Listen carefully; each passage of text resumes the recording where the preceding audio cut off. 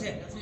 যেমন ভাবে করানো হবে আপন আপন চেষ্টা করবা, নিজের সামর্থ্য অনুযায়ী চেষ্টা করবা, পড়ি যাওয়া ইত্যাদি এরকম জিনিস যেন না দেখা যায়।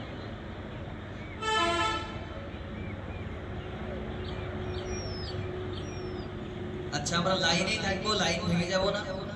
আগে বলে দিই, প্রথম আমরা সাবধান বিশ্রাম করে নেব। সাবধান বিশ্রামে কোন পাটা নড়াচড়া করে